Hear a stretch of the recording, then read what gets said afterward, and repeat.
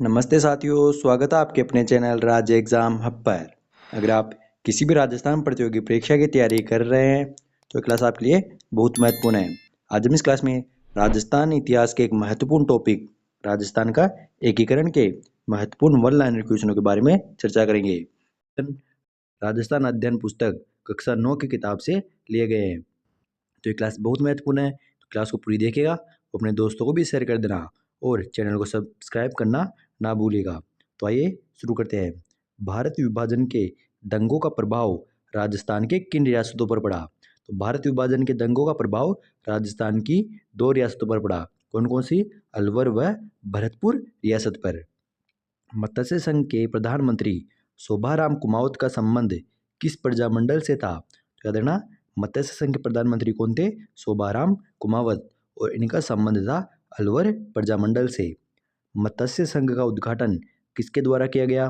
तो मत्स्य संघ का उद्घाटन किया गया था एन.वी. गौडगिल के द्वारा, है ना। मत्स्य संघ का उद्घाटन हुआ था एन.वी. गौडगिल के द्वारा 17 मार्च 1948 को। कब हुआ था? 17 मार्च 1948 को एन.वी. गौडगिल के द्वारा मत्स्य संघ का उद्घाटन किया गया था। एकीकरण का दूसरा चरण किस नाम से जाना गया? तो एकीकरण का दूसरा चरण जाना गया था राजस्थान संघ के नाम से। अगला, मैं अपने डेथ वारंट पर हस्ताक्षर कर रहा हूँ, ये कथन किसका है? महत्वपूर्ण है ये। आपको पूछा जा सकता है कि ये बात किसने कही थी कि मैं अपने डेथ वारंट पर हस्ताक्षर कर रहा हूँ। तो ये कहा था महारावल चंद्रवीर सिंह ने विलय पत्र पर हस्ताक्षर करते हुए। और महारावल चंद्रवीर सिंह शासक थे बांसवाड़ा के। इन्होंने विलय पत्र पर हस्ताक्षर करते हुए कहा था कि मैं अपने डेथ वारंट पर हस्ताक्षर कर रहा हूँ। अगला, नेहरू ने एकीकरण के किस चरण का उद्घाटन किया था? तो पंडित जवाहरलाल नेहरू ने संयुक्त राजस्थान का उद्घाटन किया था। वृहत राजस्थान निर्माण के दौरान बीकानेर रियासत में किस विभाग की स्थापना की गई? तो शिक्षा विभाग की स्थापना की गई थी वृहत राजस्थान निर्माण के दौरान बीकानेर रियासत में। और वृहत राजस्थान निर्माण के दौरान उदयपुर रियासत में किस विभाग की स्थापना हुई? तो उदयपुर में हुई थी खनिज और कस्टम व एक्साइज विभाग की। और वृहत राजस्थान निर्माण के समय कोटा रियासत में किस विभाग की स्थापना हुई थी? तो वन और सहकारी विभाग की। और वृहत राजस्थान निर्माण के दौरान जोधपुर रियासत में किस विभाग की स्थापना हुई? तो जोधपुर रियासत में हुई थी हाईकोर्ट की स्थापना।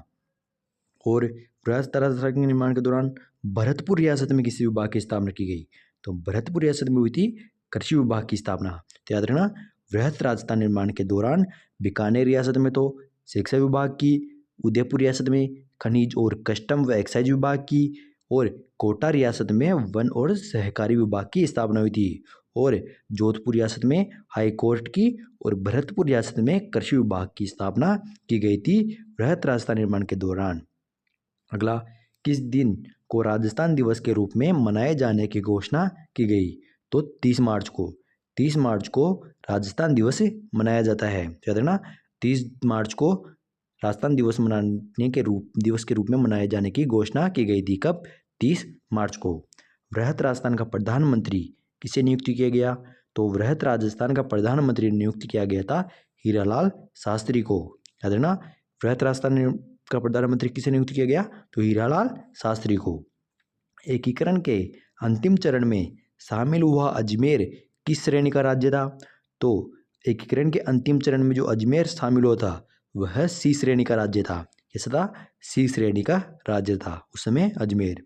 मत्स्य संघ के वृहत राजस्थान का हिस्सा बनाने के लिए किस समिति का गठन किया गया? तो मत्स्य संघ को वृहत राजस्थान का निर्माण हिस्सा बनाने के लिए डॉक्टर शंकर राव देव समिति का गठन किया गया था। किसका? डॉक्टर शंकर राव देव समिति का गठन किया गया था। और किस लिए? मत्स्य संघ को वृहत राजस्थान का हिस्सा बनाने के लिए। गोकुलबाई भट्ट का जन्म स्थान कौन सा है? तो गोकुलबाई भट्ट जिन्हें राजस्थान के गांधी के नाम से भी जाना जाता है, इनका जन्म स्थान है हातलगांव सिरोही में गोकुलबाई भट्ट का जन्म हुआ था। सिरोही का आबू वाला क्षेत्र राजस्थान में कब मिलाया गया? तो सिरोही का आबू वाला क्षेत्र राजस्थान में 1 नवंबर 1956 को, अर्थात 7वें चरण में सिरोही का आबू वाला क्षेत्र मिलाया गया था और छठे चरण में उससे पहले सिरोही को मिला दिया गया था, लेकिन छठे चरण में सिरोही के आबू देलवाड़ा क्षेत्र को नहीं मिलाया गया था, जिसे 1 नवंबर 1956 को राजस्थान में पुनः मिला दिया गया था। अगला, अजमेर मेरवाड़ा के राजस्थान में विलय के समय वहाँ पर किस सरकार थी, किसकी सरकार थी? तो अजमेर मेरवाड़ा के राजस्थान में विलय के समय वहाँ पर हरिभाऊ उपाध्याय की सरकार थी। किसकी? हरिभाऊ उपाध्याय की सरकार थी अजमेर मेरवाड़ा के राजस्थान में विलय के समय। वृहत राजस्थान की राजधानी के निर्धारण हेतु समिति किसकी अध्यक्षता में बनी? तो वृहत राजस्थान की राजधानी के निर्धारण हेतु समिति किसकी अध्यक्षता में बनी थी? तो पंडित पी सत्यनारायण राव समिति किसकी अध्यक्षता में? पी सत्यनारायण राव की अध्यक्षता में बनी थी। वृहत राजस्थान की राजधानी बढ़ाने के निर्धारण हेतु समिति बनी थी किसकी अध्यक्षता में? तो याद रखना, पी सत्यनारायण राव समिति की अध्यक्षता में। तो आज की क्लास यहीं समाप्त होती है। आगे की चर्चा अगली क्लास में करेंगे, जिसमें हम राजस्थान की शौर्य परंपरा के महत्वपूर्ण वन लाइनर क्वेश्चनों के बारे में चर्चा करेंगे। तो अगर आपने हमारे यूट्यूब चैनल को सब्सक्राइब नहीं किया है तो सब्सक्राइब कर लेना, वीडियो को लाइक कर देना और कमेंट करके बताना आपको क्लास कैसी लगी। आगे की चर्चा अगली क्लास में करेंगे, तब तक के लिए धन्यवाद।